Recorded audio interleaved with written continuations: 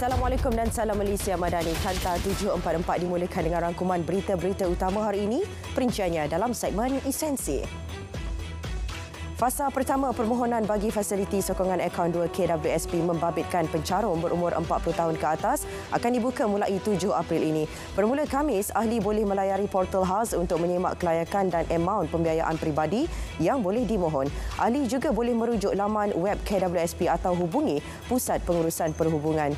Tarikh permohonan untuk fasa 2 bagi ahli berumur bawah 40 tahun akan diumum dalam masa terdekat. Bayaran sumbangan tunai rahmah STR Fasa 2 dikreditkan ke akaun penerima secara berperingkat mulai Rabu ini. Fasa 2 STR itu membabitkan peruntukan berjumlah 1.26 bilion ringgit. Harga runcit minyak masak tulen dikekalkan sehingga 7 Mei ini bagi memastikan pengguna tidak terjejas dengan kenaikan menjelang Aidilfitri ini. Harga runcit maksimum bagi minyak masak kelapa sawit tulen botol adalah RM6.90 bagi kuantiti 1 kg, RM13.30 untuk 2 kg, RM19.60 3 kg dan RM30.90 bagi 5 kg. Syarikat penerbangan akan meningkatkan kapasiti dan jumlah penerbangan sedia ada pada musim perayaan ini. Itu antara usaha menangani kenaikan harga tiket penerbangan sekaligus mengurangkan beban rakyat untuk pulang ke kampung. Pelbagai usaha dilaksana KPDN bagi mengawal kenaikan mendadak harga bahan makanan, antaranya skim harga maksimum musim perayaan dan pemberian subsidi kepada penternak ayam dan telur ayam. Harga siling bagi minyak masak kemasan botol turut ditetapkan. Selain langkah intervensi bagi menjamin tiada kenaikan keterlaluan. Dewan Rakyat hari ini meluluskan rang undang-undang RUU Pemansuhan Hukuman Mati Mandatori 2023. RUU itu diluluskan dengan lebih suara bersetuju selepas bacaan kali ketiga oleh Timbalan Menteri Undang-Undang dan Reformasi Institusi Ram Karpal Singh yang dibahas 10 ahli parlimen.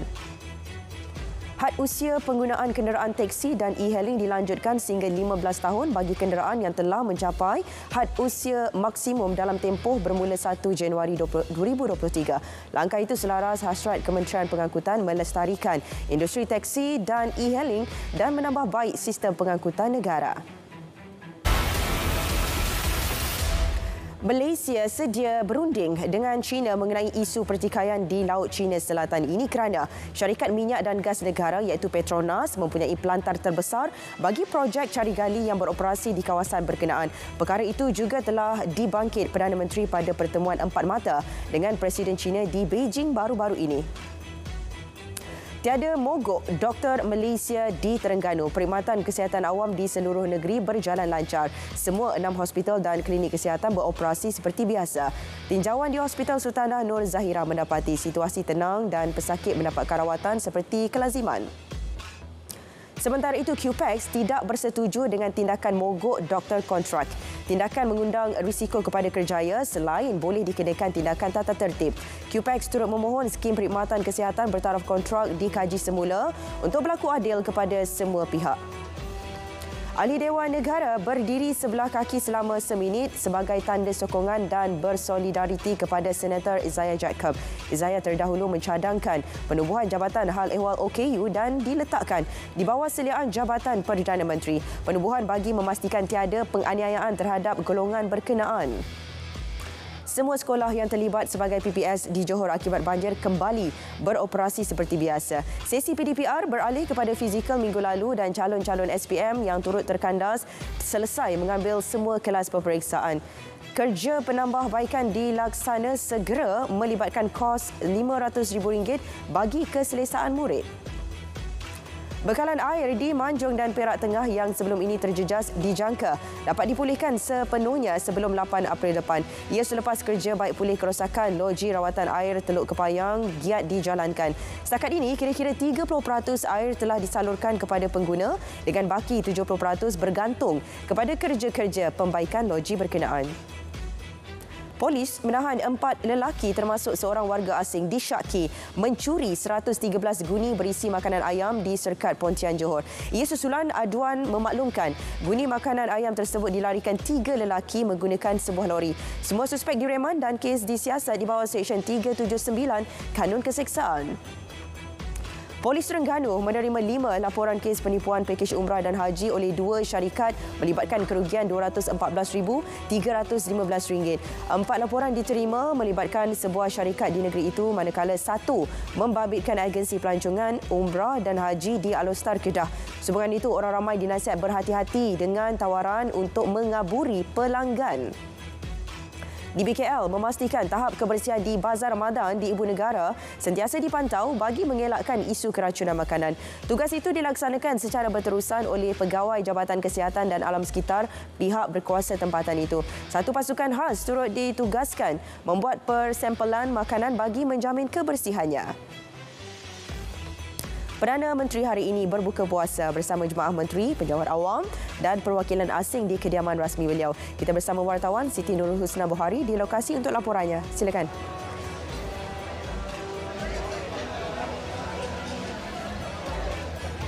Baiklah, terima kasih Dia Nawai. Saya sekarang ini berada di kediaman rasmi Perdana Menteri Seri Perdana bersempena dengan majlis buka puasa Yang Berhormat Perdana Menteri Datuk Seri Anwar Ibrahim, dan ini merupakan iftar pertama beliau Yang Berhormat Perdana Menteri sejak menjawat jawatan Perdana Menteri pada 24 November lalu. Majlis dihadiri lebih 300 tetamu disertai Isteri Perdana Menteri Datin Seri Dr. Wan Azizah Wan Ismail, juga bersama Ketua Hakim Negara, Yang di-Pertua Dewan Negara, Yang di-Pertua Dewan Rakyat, anggota Jemaah Menteri, Menteri Besar dan Ketua Menteri, Timbalan-Timbalan Menteri, Ketua-Ketua Perwakilan Asing, Ahli-Ahli Dewan Negara dan Dewan Rakyat serta penjawat awam. Majlis turut diserikan dengan kehadiran anak yatim dari Sekolah Tahfiz dan Asrama Anak Yatim Angkatan Tentera Malaysia Kem Sungai Bersih. Sebentar tadi Perdana Menteri turut meluangkan masa beramah mesra bersama dengan Divisi Jemputan serta juga menyampaikan sumbangan kepada anak-anak yatim. Perdana Menteri juga dalam ucapan alu-aluannya tadi turut menzahirkan ucapan terima kasih kepada semua tetamu jemputan yang hadir kepada majlis iftar ini sebagai tanda ukhuwah dan juga mengeratkan hubungan persaudaraan. Beliau seterusnya menunaikan solat maghrib dan juga isyak serta tarawih secara berjemaah. Dengan itu sekian laporan langsung dari saya Siti Nurul Husna Buhari. Kita kembali bersama dengan Dia Nawai di studio Kanta 744. Silakan. Baik, terima kasih Husna. Di Ibu Negara, Jelajah Ramadan 2023 anjuran KLFM diteruskan di Masjid Jami' Sultan Abdul Samad. Wartawan Adlia Habibullah ada laporannya. Silakan. Ya dia, stesen radio KLFM meneruskan Jelajah Ramadan RTM dengan pelbagai pengisian menarik, dan pada hari ini lokasi yang dipilih ialah Masjid Jami' Sultan Abdul Samad, Kuala Lumpur, dan pada program ini seramai 30 orang anak-anak yatim dan asnaf yang menerima bantuan sumbangan berbentuk wang tunai oleh Pusat Pungutan Zakat Wilayah Persekutuan. Dan istimewanya pada hari ini juga kaki tangan KLFM turut berkesempatan untuk mengedarkan bubur lambuk kepada jemaah masjid di sini. Menerusi sumbangan orang ramai, Masjid Jami' Sultan Abdul Samad telah menyediakan 2 periuk besar bubur lambuk dan juadah berbuka untuk jemaah masjid.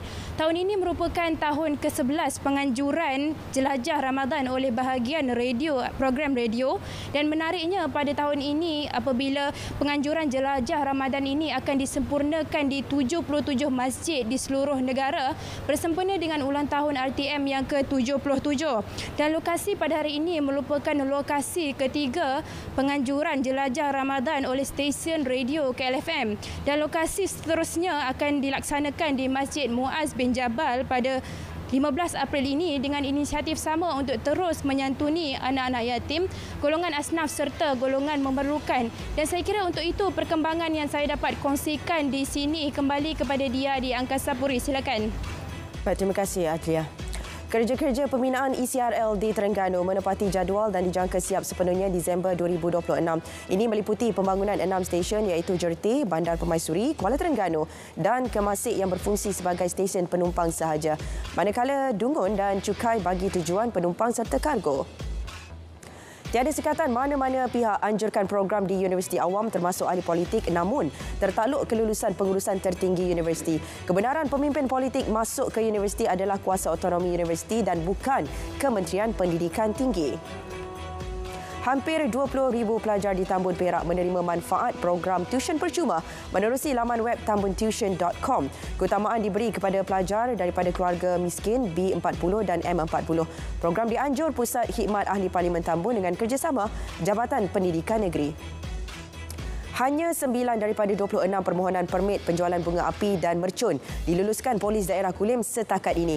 Ketua Polis Daerah memaklumkan permohonan dijangka bertambah selepas kerajaan meluluskan dan membenarkan penjualan bahan tersebut. Namun, katanya kelulusan tertakluk peraturan serta garis panduan yang ditetapkan. Seorang pemandu lori meninggal dunia selepas lorinya terbabas sebelum terbalik ke dalam kolam takungan di Jalan Pintasan Sungai Ular dekat Gebeng, Kuantan.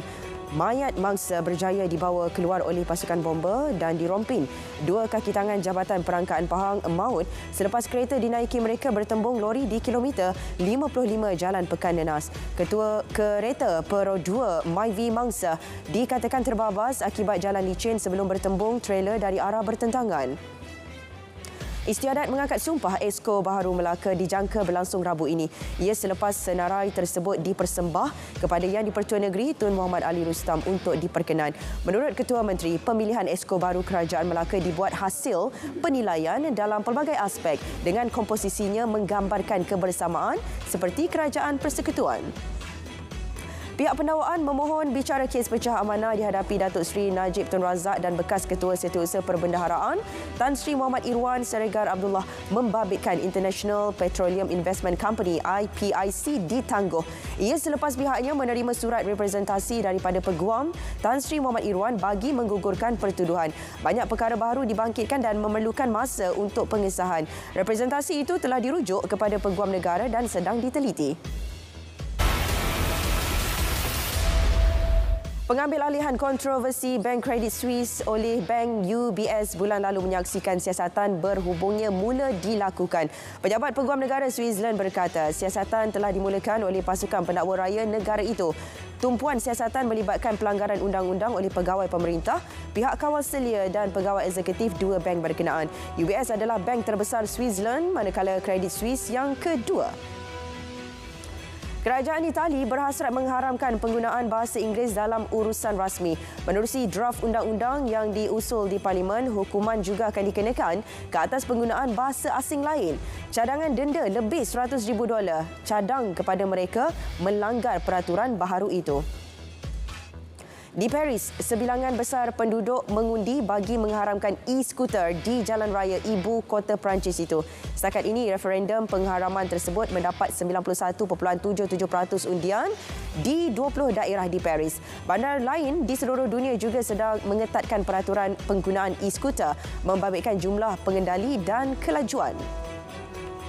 FBI dan DOJ mempunyai bukti baharu menunjukkan bekas Presiden Amerika Syarikat Donald Trump menghalang siasatan ke atas dokumen rahsia yang ditemukan di pusat peranginan miliknya. Ia berikutan kotak bertanda sulit dialihkan dari kawasan simpanan selepas spina dikeluarkan. Bukti itu muncul apabila penyiasat menggunakan email dan mesej teks daripada bekas pembantu Trump serta kenyataan saksi, rakaman kamera keselamatan dan bukti dokumentari lain.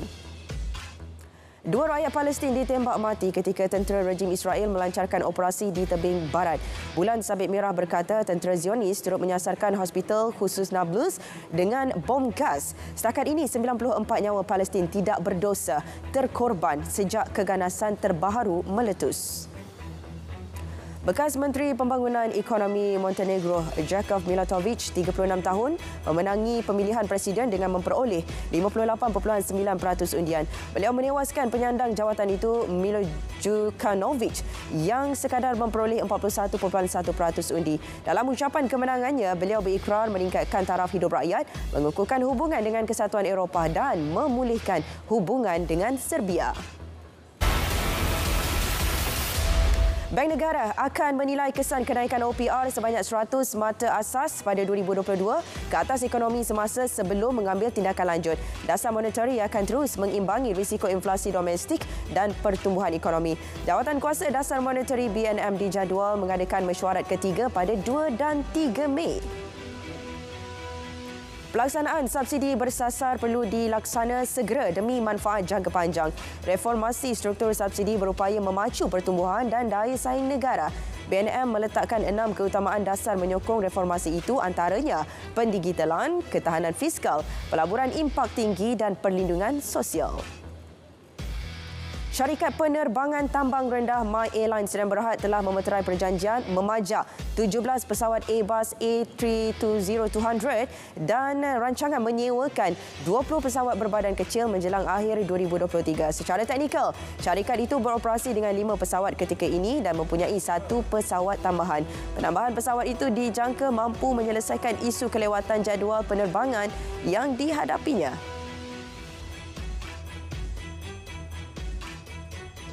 Paparan itu mengakhiri Kanta 744, menyusul selepas ini berita perdana bersama Fatil Hidayat dan Faratul Hashati Osman untuk paparan lebih komprehensif. Salam Malaysia Madani.